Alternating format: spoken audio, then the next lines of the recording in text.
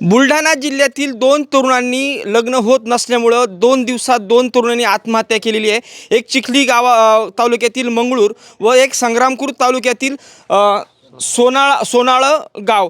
त्यापैकी सोनाळा गावातील मुलाचे वडील आपल्यासोबत आहे.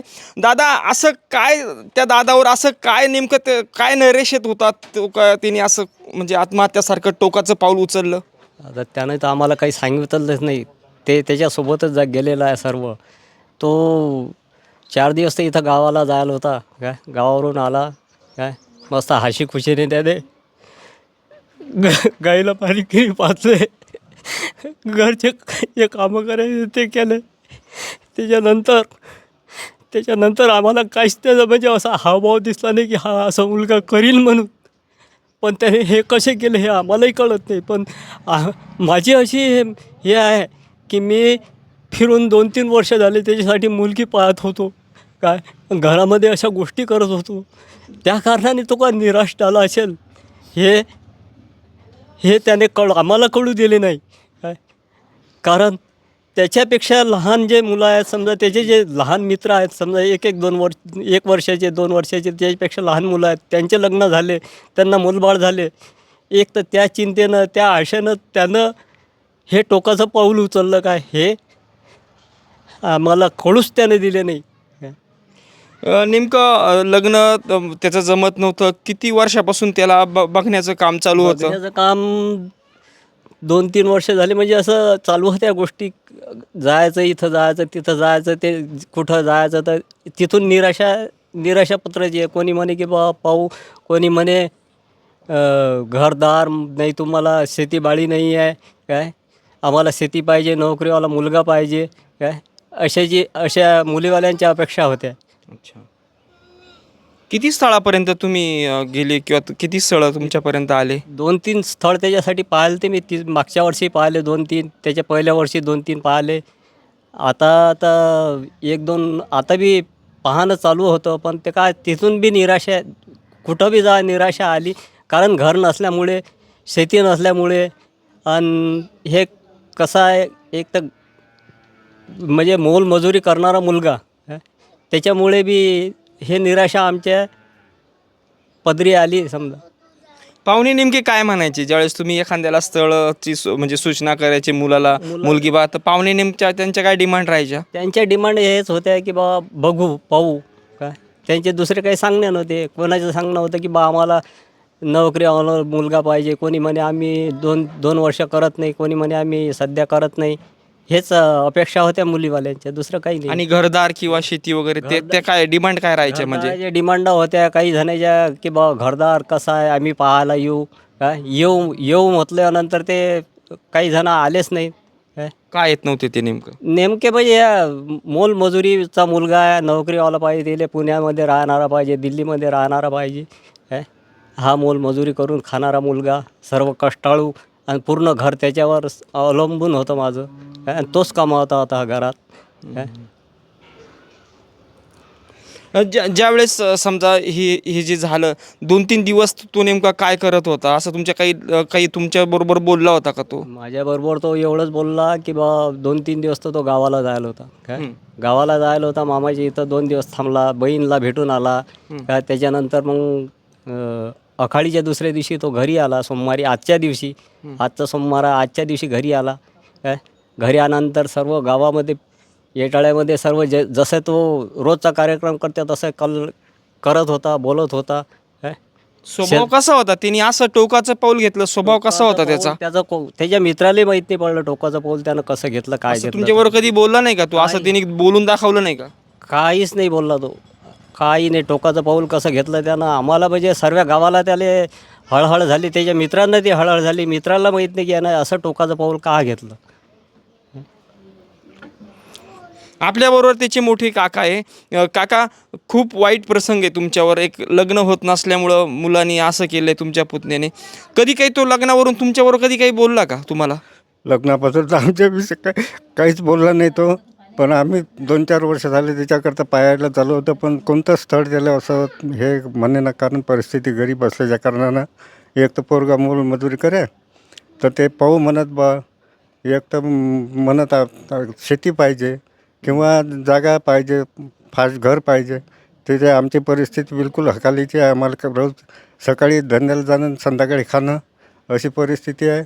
त्यामुळे ते नाकारत.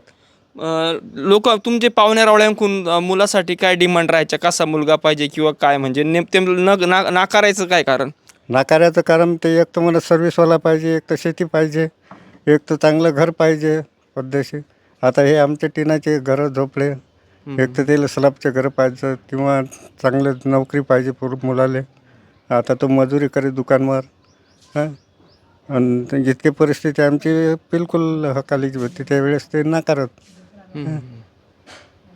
तू लग्नाच्या बाबतीत तुमच्यावर कधी बोलला का हा विषय? एवढ्या 2-3 दिवसात काही त्याची तुमची भेट झाली होती का त्याची? तुमची कधी काही बोलला होता का तो? कारण किंवा कधी बोलायचा का तुमच्याबरोबर? नाही, माझ्याशी बोलायचा, पण तो त्या 4-5 दिवसात गावात गेलता. तर त्याची माही काही भेटच नाही झाली. समजा तो गावाहून आला तर मी माझ्या ड्युटीवर जायला होतं, समजा धंद्याला मजुरी करायला. हां, तो आला तर आम्हाला पत्ताच नाही. समजा मी सकाळीच निघून गेलो तर जावा घरी आला. असं करल असं वाटत होतं का तो? त्याचा स्वभाव वगैरे कसा होता? त्याच्यावरून वाटत होतं असं करल त्याचा तो? स्वभाव शांत होता. तो असा कोणाशी म्हणजे पद्धतशीर बोले, सर्व काही व्यवस्थित होता बोलाय चालायत. त्याला कोणतं व्यसन नव्हतं, काही नव्हतं, काहीच नव्हतं. पण त्याच्या असं शांत स्वभाव होता. असं वाटेही नाही की हा काही करीन म्हणून. हां, घोड्याचं वर विशिष्ट प्रेम होतं, विशेष प्रेम होतं त्याच्यावर. घोड्यांचं ते बघितलं इंस्टाग्राम त्याचा. घोड्यावर विशेषतः म्हणजे सर्वच जनावरांवर प्रेम होतं. गाईवर, घोड्यावर. गाय वागायची, दूध हे त्याला कारण त्या येताबरोबर त्यांना म्हणतात गाईला पाणी पाजलं, घोड्या हे केलं, चारा टाकला. कारण गाईवर फारच प्रेम होतं. हा, काका सांगत होते. ज्या ज्या दिवशी असं घडलं त्यावेळेस तो इथं आल्यानंतर तो काय गाईला वगैरे तुम्ही काय बोलले? तो गावावरून आला. त्याच्यानंतर त्यानं पहिले तर घरात गेला. घरात जाताबरोबर त्यानं पाण्याची कॅन उचलली, बाटली उचलली आणि गाईला पाणी पाजायला गेला. गाईला पाणी पाजून आला काय, गाईला पाणी पाजलं काय, घरामध्ये आला. काही त्याचा म्हणजे असा बोलला की बा मी आता शेगावला चाललो. ते गॅसचं काहीतरी बोललो. मी शेगावला चाललो. मी आता तुम्ही मला पुस्तक द्या, मी गॅस घेऊन येतो. मी त्याला म्हटलं की बाबू पहिलेच तर गॅस भेटून नाही राहिले, आपण बुकिंग करेल नाही. आज बुकिंग केलं तर 45-50 दिवसानं गॅस येणार आहे काय, तोपर्यंत आपल्याला गॅस बी भेटू शकत नाही काय. आणि आपण एखादी शेगडी घेऊन येऊ, शेगडी आणल्यानंतर आपला स्वयंपाक पाणी आपण करू. कारण त्याची आई तिच्या बहिणीची डिलेवरी झाली, ते 1.5 महिना झाली तिथंच होती. आम्ही तिघंच बापले का घरी होतो काय.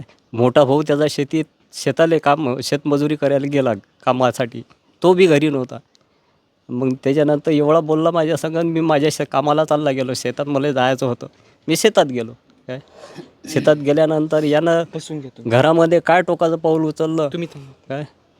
काय टोकाचं पाऊल उचललं हे आम्हाला त्यानं कळूच दिलं नाही काय. ना त्याच्या मित्राला कळू दिलं नाही, त्याच्या मामाला कळू दिलं नाही, ना कोणाला काहीच कळू दिलं नाही. तुम्ही लग्नासाठी त्याचे एक बाप म्हणून भरपूर प्रयत्न केले असेल. काय काय तुम्ही प्रयत्न केले आणि तुम्हाला कसं कसं अपयश येत होतं? लग्नाच्या बाबतीत कधीपासून तुम्ही प्रयत्न केले? प्रयत्न करत असताना काय काय घटना घडायच्या? लग्नाच्या बाबतीत प्रयत्न म्हटलं म्हणजे आपण इथं जाऊ, तिथं जाऊ, कोणाला फोन लावू. फोन लावल्यानंतर मग कोणी म्हणे की बा नाही, आम्हाला 2 वर्ष अजून आमच्या मुलीचं लग्न करायचं नाही काय. कोणी म्हणे आम्हाला नोकरी पाहिजे, कोणी म्हणे आम्हाला शेती पाहिजे काय, कोणी म्हणे आम्हाला त्यांचं घर पक्कं पाहिजे. हेच मुलीवाल्यांच्या अपेक्षा ह्याच होत्या, दुसरं काही नाही. घर कसं आहे तुमचं? घर माझं टिनाचं आहे. आता पडलेलं आहे सर्व. एक साईडनं कापड टाकलेलं आहे मी टिनावर. एक साईडनं टीन बी नाहीत माझे, त्या टिनावर कापड टाकलेलं आहे मी. फुटके टीन आहे ते काय. हे अशी हालाकीची परिस्थिती आहे माझी काय, दुसरं काही नाही आहे. पण हे जे घटना झाली खूप वाईट झाली ना काका? आता ह्या घटना झाली, हे तर आता ही घटना झाली आम्हाला, हे याच्या आता समजा त्याच्यासोबत त्याची घटना, ते काय केलं त्यानं त्याच्याचसोबत गेलं काय. तुमच्याकडे कोणी इथं आमदार कोण आहे नेमका? आमदार आमचे संजय भाऊ कुठे आहेत काय. कोणाचा काही फोन बिन काही? नाही, कोणाचा फोन नाही आला अजून, काहीच नाही. काही कोणाची मुलाखत नाही, काही नाही, फोन नाही झाला, काही नाही. मुलाचे अजून एक काका आहे आपल्यासोबत. दादा, खरं तर ही घटना जी घडलेली आहे, खूप दुःखाचा डोंगर तुमच्या कुटुंबावर आलेला आहे. एक काका म्हणून तुमचेसुद्धा भरपूर काही प्रयत्न असतील. काका म्हणून तुमचे भरपूर काही प्रयत्न असतील, परंतु काय काय गोष्टीला समोर जावं लागलं लग्नासाठी? तुम्ही पण खूप काही प्रयत्न केला असेल. हो साहेब केला एक प्रयत्न, पण ते मुलीचे जे असतात त्याच्या अशा आशा वाढत राहतात. हम्म, हम्म, हम्म. हो अपेक्षा राहते त्यांचं घरदार नोकरी वगैरे. तुम्ही 2 नंबर.